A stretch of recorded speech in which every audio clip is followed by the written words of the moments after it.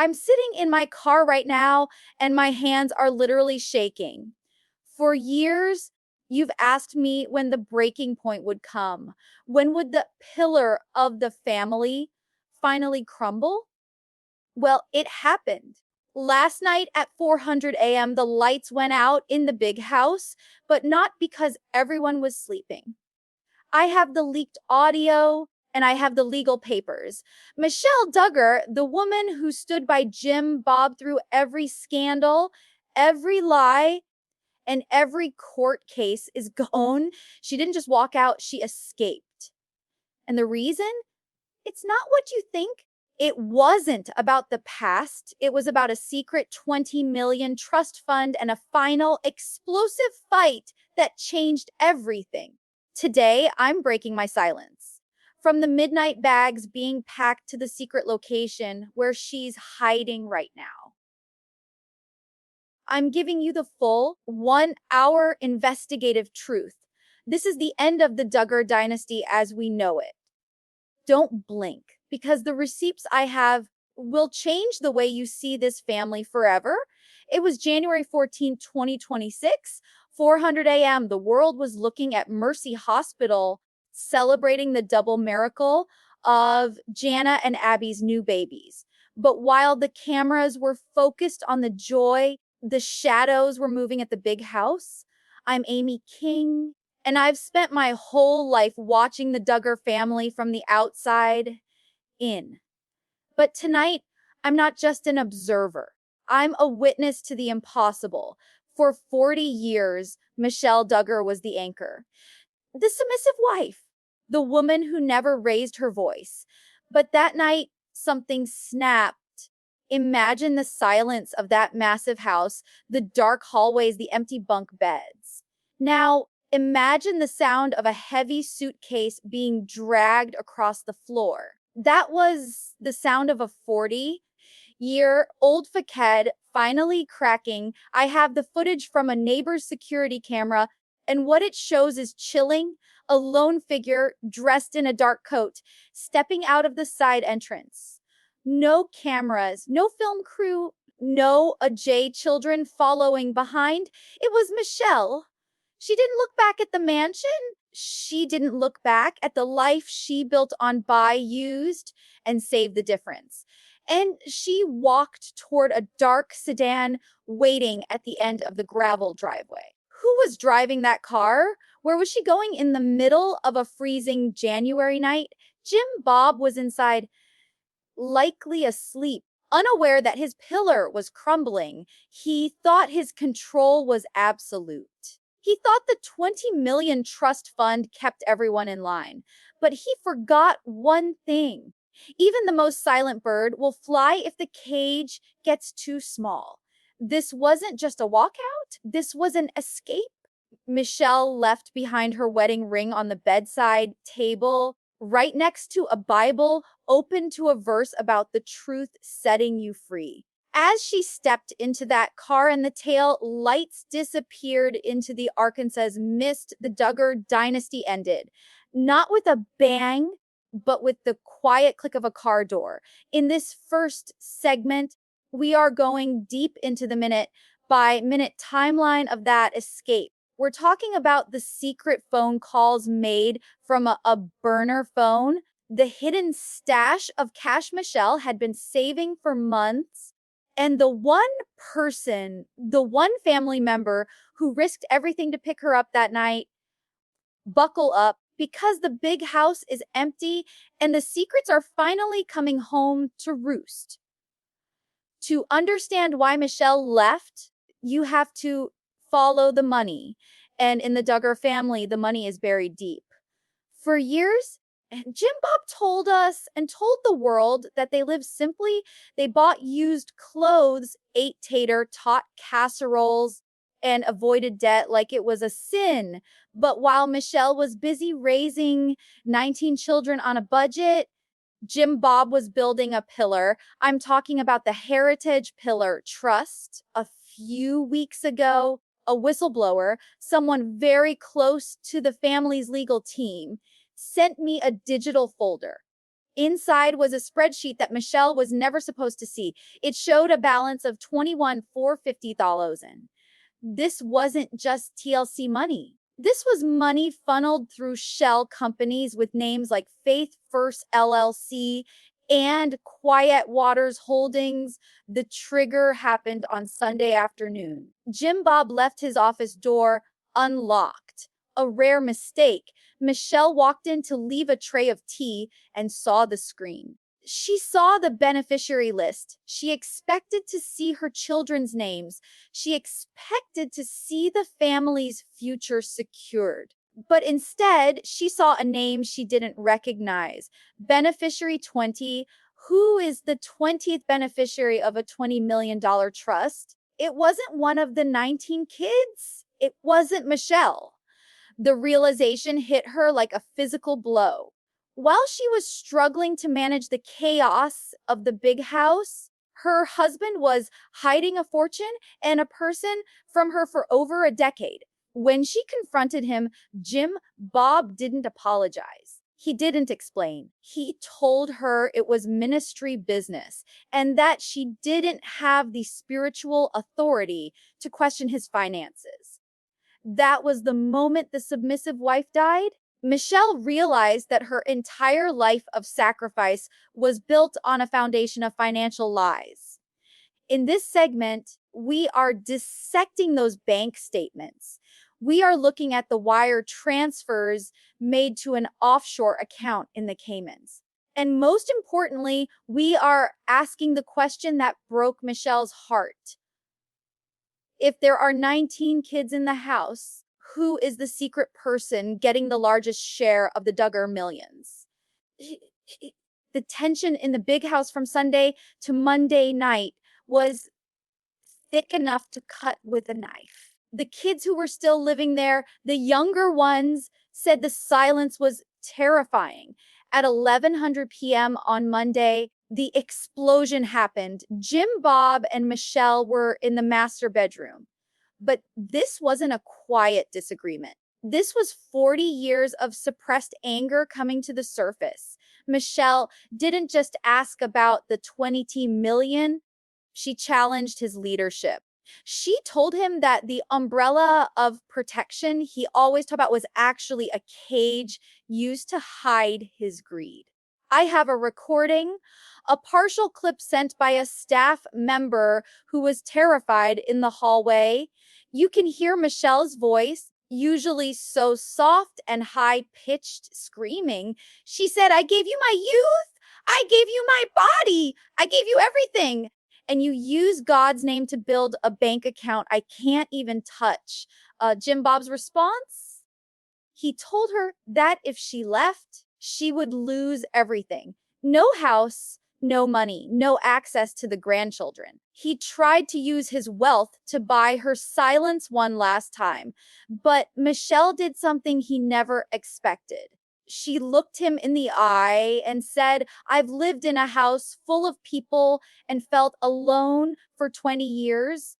I'd rather be poor and free than rich and a prisoner." She started packing right then and there. Every dress, every book, every memory that didn't feel tainted by his lies. The final fight wasn't just about money, it was about the death of trust. By midnight, the bedroom door was locked from the inside, and Michelle was making the one phone call that would change her life forever. She called someone Jim Bob hated. She called a lawyer.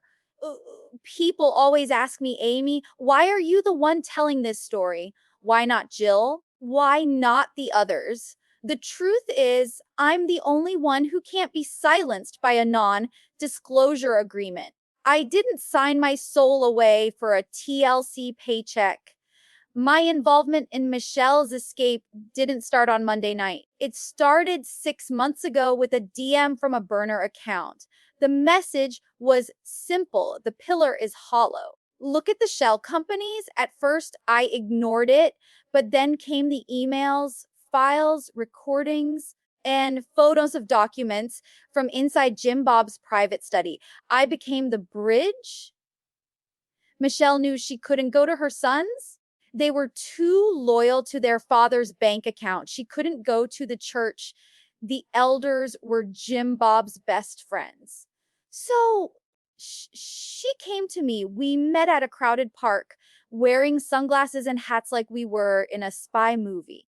When she showed me the first set of papers, I felt sick. This wasn't just a frugal living, this was systematic financial control. I told her right then, if you ever need to run, my door is unlocked. I spent weeks setting up encrypted communication for her. I coached her on how to hide her digital footprint. In this segment, I'm revealing the risks I took. I'm showing you the warning notice I received from Jim Bob's lawyers trying to scare me off. But they forgot one thing. You can't scare someone who has nothing to hide. I wasn't just helping a cousin, I was helping a woman reclaim her life from a $20 million lie on that final night. Before Michelle walked out of that mansion, she did something incredibly brave. She went back to the one place she was forbidden to enter, the archive room in the basement. Jim Bob always kept it locked. He said it was for tax records and ministry archives, but Michelle had found the combination written inside a 1950s hymnal. When the safe door creaked open at 300 a.m., she didn't find gold bars or stacks of cash. She found something much more dangerous. The ledger. It was a leather-bound book that detailed every donation made to the family trust since 2004. But here's the kicker. Half of those donations were being paid out to a name Michelle didn't know. She found a birth certificate, not for one of her 19 children. It was for a girl born in 2012, registered under a different last name, but with Jim Bob listed as the legal guardian. Alongside it were deeds to 3 properties in Oklahoma that Michelle never knew the family owned. The 20 million wasn't just sitting in a bank, it was being used to support a second secret life. As Michelle turned the pages, she realized she wasn't just a wife, she was a cover story. The big house was a stage, and the safe held the script for a play she never agreed to act in. She took photos of every page. She grabbed the original birth certificate of Beneficiary 20, and as she locked that safe for the last time, she knew she could never look at Jim Bob again without seeing a stranger. This wasn't a family. It was a corporation with a dark secret in its basement. 7:00 a.m., usually the big house in Tontatown wakes up to the sound of Michelle's soft voice and the smell of a massive breakfast. But on Tuesday morning, the silence was deafening. Jim Bob walked into the master bedroom, expecting to see his wife in her usual place. Instead, he found a bed that hadn't been slept in on one side. On the nightstand sat her wedding ring, the gold band that symbolized 40 years of total submission. Next to it, a short, handwritten note that simply said, I cannot live a lie for the sake of a ministry anymore. The chaos that followed was something the younger kids, the lost girls, will never forget. Jim Bob didn't call the police. He didn't call for help. He called an emergency family meeting in the living room. I've talked to one of the older daughters who was there. She described a scene of pure panic. Jim Bob was pacing, his face red, shouting that their mother had been influenced by the devil and that no one was to speak her name outside those walls. He confiscated everyone's phones immediately. Jana, as always, had to step into the role of the mother. Even while recovering from the stress of the Miracle Monday deliveries, she was the one comforting the sobbing younger children who were asking, where's mom? Is she coming back for breakfast? But the most chilling reaction came from the older sons. There was a divide. Some stood by Jim Bob, ready to protect the pillar and the 20 million empire. Others, like Jed and Jeremiah, looked at the floor in a silence that felt like betrayal. The big house wasn't a home that morning. It was a crime scene where the only thing missing was the heart of the family. The umbrella of protection hadn't just leaked, it had completely collapsed. While the big house was in a state of war, the dark sedan I mentioned earlier was pulling into a modest apartment complex 3 hours away from Tontatown. Michelle Duggar didn't go to a Hilton. She didn't go to a place where the paparazzi could find her. She went to a safe house, a small 2-bedroom apartment that I had helped lease under a corporate name months ago. Imagine this woman who hasn't been alone for more than 10 minutes in 4 decades, walking into a quiet room. No cameras, no children screaming, no husband demanding her joyful availability. I was there when she arrived. She looked smaller than I'd ever seen her, but her eyes, for the first time, they weren't vacant. She sat on the edge of a plain sofa and just breathed. She took off the denim skirt, the uniform of her oppression, and put on a pair of simple black trousers I had bought for her. She spent the first 24 hours in almost total silence. She didn't watch the news. She didn't check social media. She made one phone call. It wasn't to Jim Bob, it was to Jill. I heard a part of that conversation. Michelle was weeping, telling Jill, "I'm so sorry I didn't believe you sooner. I'm so sorry I stayed when I should have stood by you." In this segment, we're looking at the new Michelle, the woman who is learning how to use a smartphone without a filter, the woman who is realizing that the world is much bigger than a compound in Arkansas. But even in her freedom, there is fear. She knows Jim Bob's reach is long, and she knows that the 20 million she walked away from is the very thing he will use to try and destroy her reputation. The battle for Michelle's soul has ended, but the battle for her future has just begun. While Michelle was experiencing her first taste of silence in 40 years, the big house had turned into a full-blown war room. Jim Bob Duggar does not lose. He does not let people leave. He certainly does not let his brand be tarnished. By 10 a.m. on Tuesday, 3 black SUVs were parked in the driveway. These weren't friends from church. These were the fixers, high-priced crisis management consultants, and lawyers from Little Rock. Jim Bob realized that if the world found out Michelle left him, the counting on empire, the book deals, and the political influence would vanish overnight. I have a leak from a staffer who was forced to sign a new, stricter NDA that very morning. They said Jim Bob was pacing his office, screaming into his phone, "Find out where Amy is! Find out who took her!" He was convinced I was the mastermind behind her escape. He didn't want to admit that his own wife had finally seen through his lies.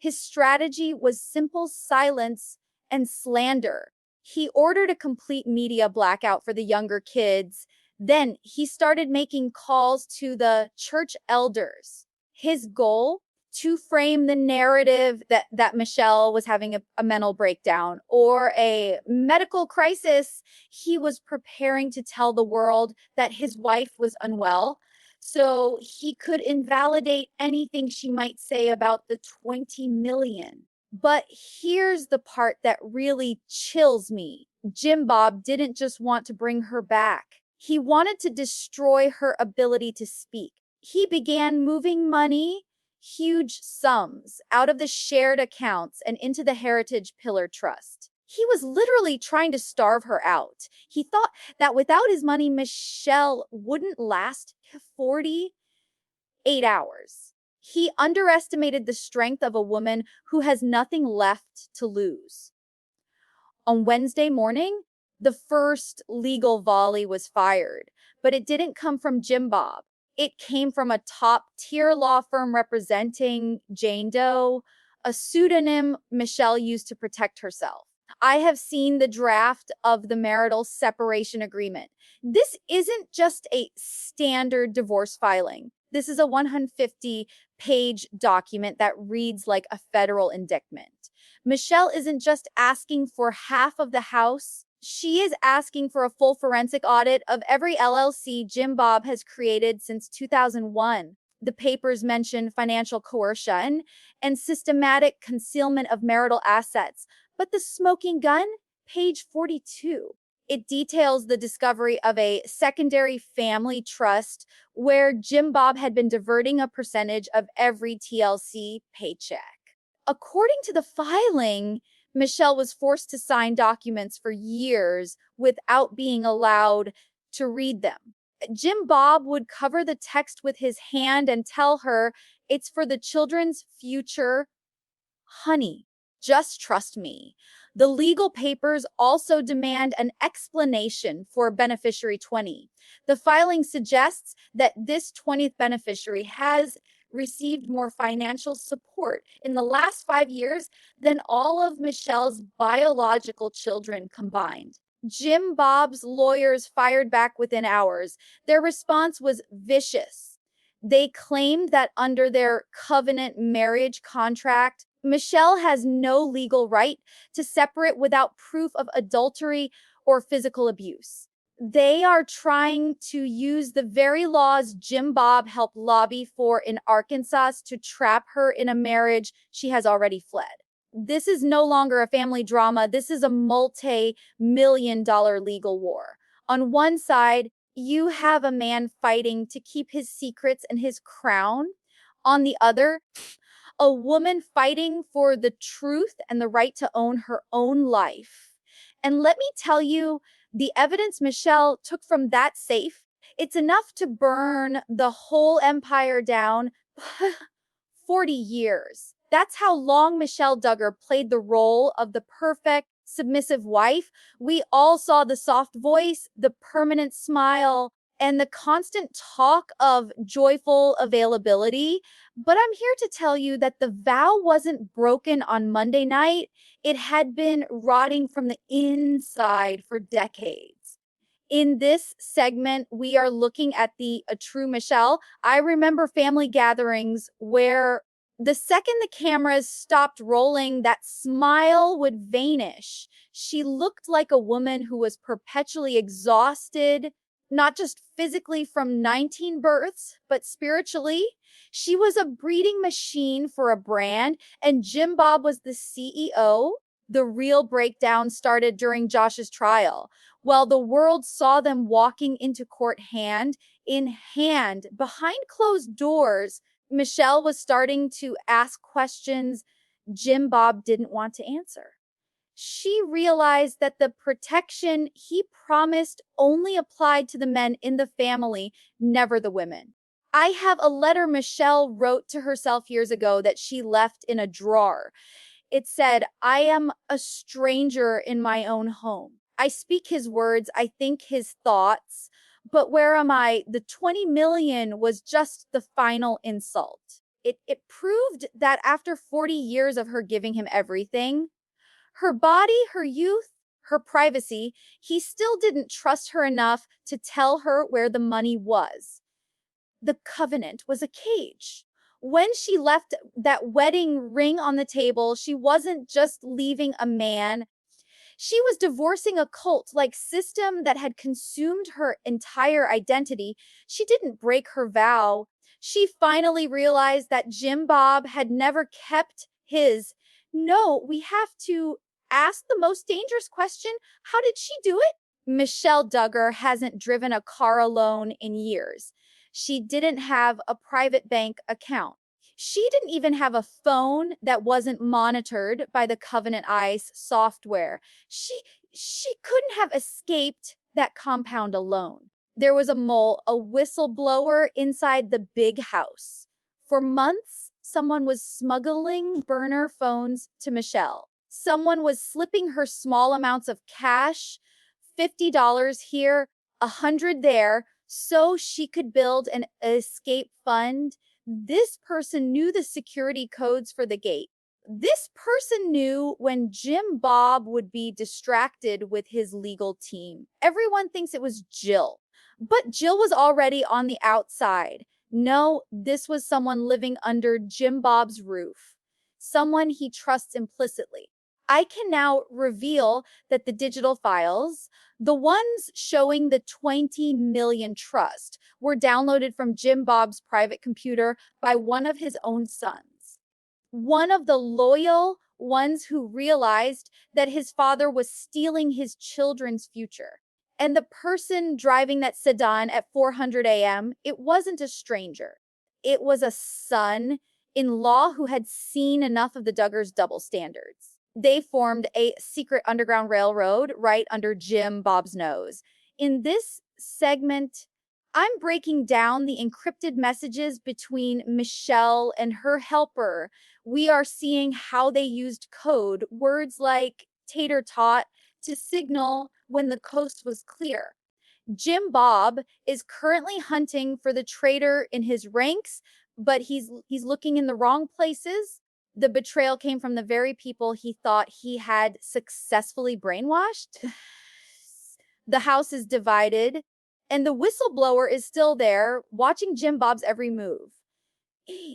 For decades, the name Duggar was a brand that printed money, TLC checks, book deals, speaking engagements. It was a multi-million-dollar machine.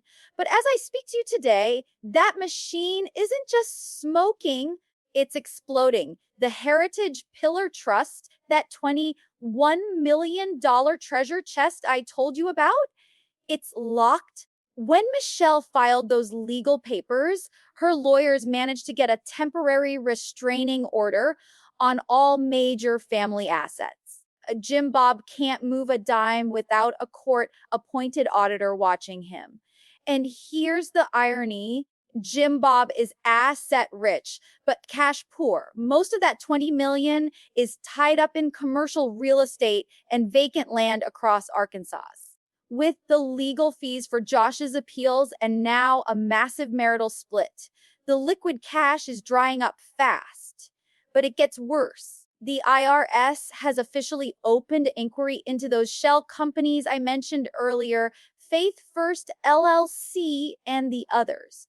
They want to know why millions of dollars in ministry donations were being used to buy private jets and luxury SUVs. I've seen the internal documents. Jim Bob has started selling off pieces of the compound. The famous Guest House sold.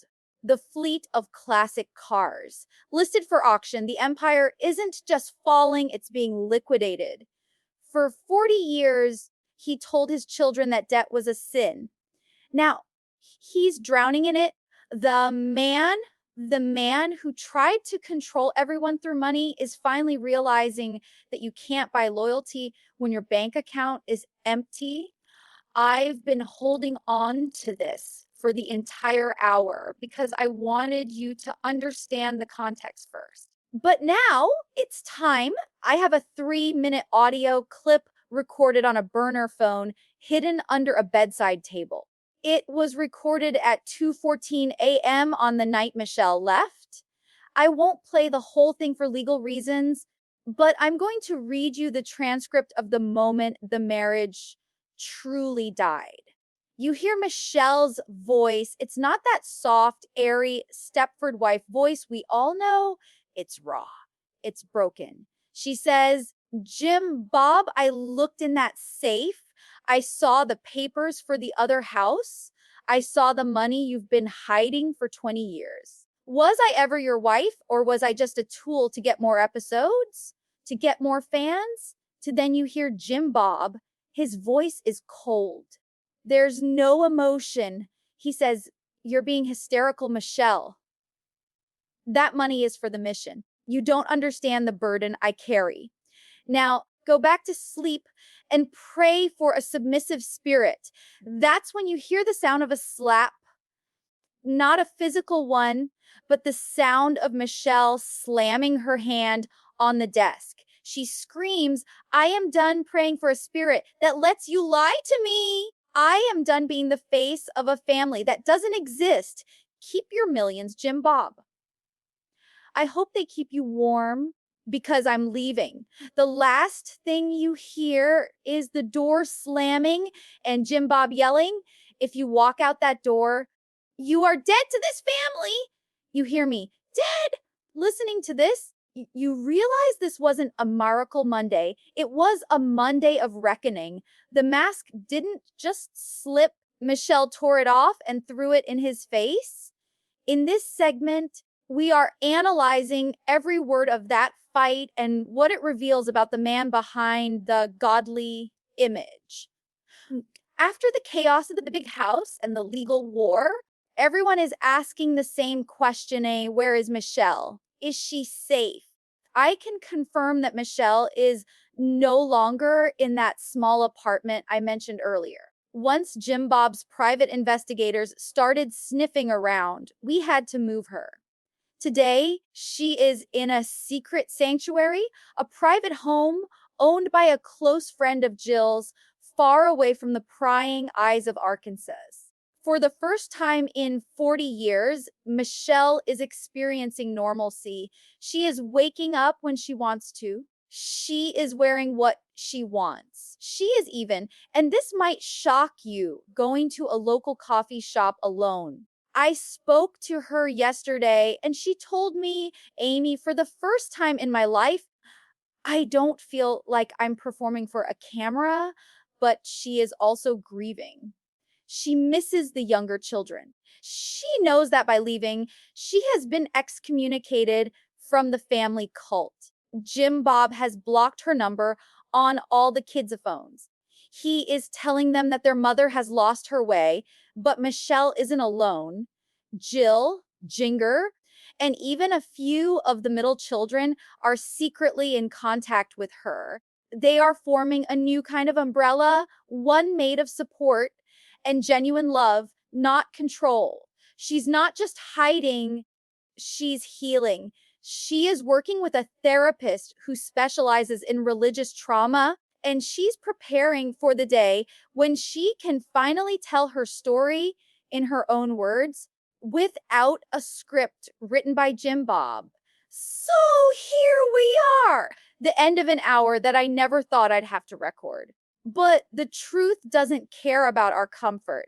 The final verdict on the Duggar dynasty is this: you cannot build a kingdom on lies and expect it to stand forever.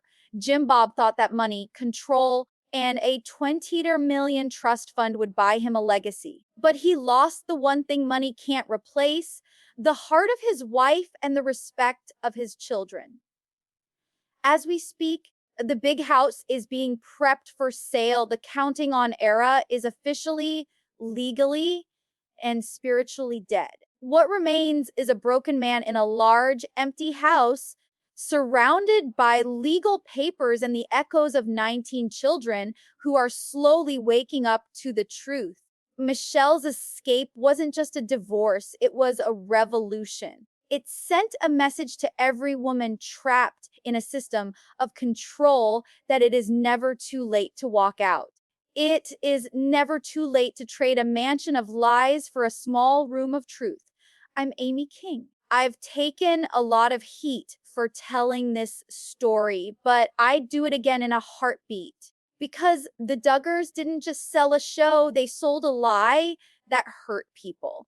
And tonight, that lie has finally run out of breath. Thank you for staying with me through this 1 hour special.